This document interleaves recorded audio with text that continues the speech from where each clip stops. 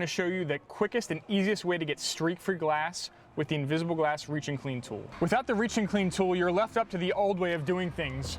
We got to scoot up, reach around, break your back, all over your car. And the problem with this is when you're grabbing it like this, you're not making a flat surface like the Reach and Clean tool does, and that can lead to streaks. So to demonstrate, we already have a bonnet on this Reach and Clean tool. And to get, again, with back against the chair, I can reach the entire way down this windshield. And we actually want the flat part of the head down at the edge in the deepest part. This flat edge can reach the entire way across the bottom, and then you can use the points to reach the corners, across the top, around your rear view mirror, around the perimeter, down the corner. And then you're gonna wanna drive your glass cleaner in vertical motions top down across your entire windshield. So that's the best way in one arm's reach to get your entire windshield.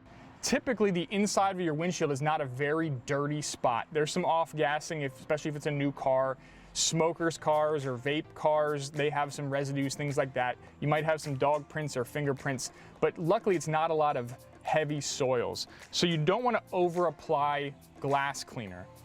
I prefer to spray directly onto the microfiber pad, so then there's no chance of overspraying your dashboard. Some people prefer that, and that's about all the amount of glass cleaner you need for a relatively clean windshield. Anything more than that, you're gonna have to pick up. Anything you put on your windshield, you're gonna have to pick back up with this microfiber. So start with a small amount, and again, use the technique we talked about. Go around the perimeters, around your rear view mirror, and then just drive that glass cleaner in vertical motions across the entire surface of your windshield. And again, if it's dirty, if it's a really dirty windshield, you might have to use it 2 or 3 times. If you're doing that, make sure that this bonnet is staying relatively dry. If it's oversaturated, you're never gonna get that last bit of glass cleaner and soil off of your glass. So if you need to change it, again, remember for a dry one,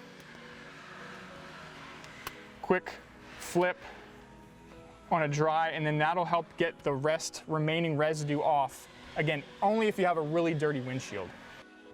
Also keep in mind that the Invisible Glass Reach and Clean tool works great on all hard to reach glass. So your rear glass, sunroofs, big truck glass, and all around your home. It works great in all these hard to reach locations.